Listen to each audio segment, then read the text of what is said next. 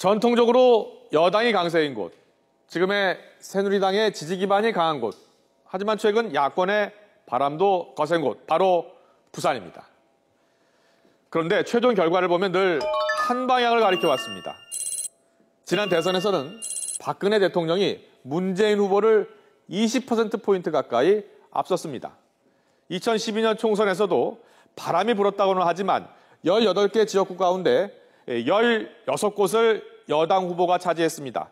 단 2곳, 민주당 후보 문재인, 조경태 의원이 2곳을 차지했습니다. 지방선거 때도 마찬가지입니다. 야권의 시장 후보는 부산시장의 문턱을 한 번도 넘지 못했는데요. 역대 득표율 보시죠. 부산시장 선거에서 야권 후보가 얻은 표를 보면 오르락 내리락 반복을 하고 있습니다만, 상승 추세도 보이고 있습니다만 당선되기 위한 과반을 넘지 못했습니다. 제1회 때 볼까요? 노무현 전 대통령이 민주당 후보로 나서서 37.6% 기록을 했었고요. 이후 10%대를 기록하다가 현 후보죠. 오거돈 후보가 민주당, 열린우리당 후보로 출마를 해서 10년 전의 기적의 득표율 37.7%를 기록합니다.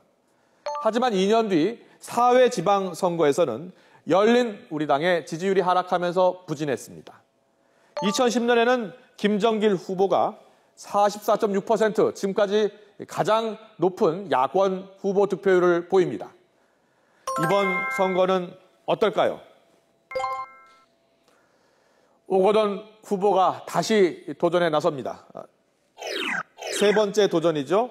하지만 무소속 후보로 출마를 합니다. 무소속 후보, 야권 단일 후보.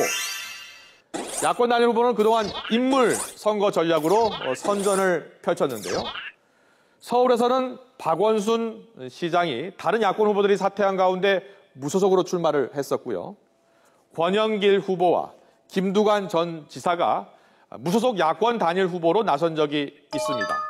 결과는 박원순 시장은 승리했습니다만 권영길 후보는 패배, 김두관 지사는 승리를 했었습니다.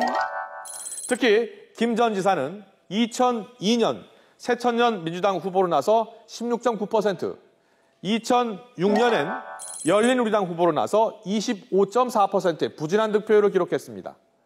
2010년 세 번째 도전에서는 보신 것처럼 무소속 후보로 당선이 됐습니다. 여권 아성의 경남에서 깃발을 꽂은 겁니다. 오거돈 후보 역시 이번에 무소속 야권 단일 후보로 새누리당 서병수 후보와 맞붙습니다. 과연 이번에도 무소속 단일 후보의 저력을 보여줄 수 있을지 주목됩니다.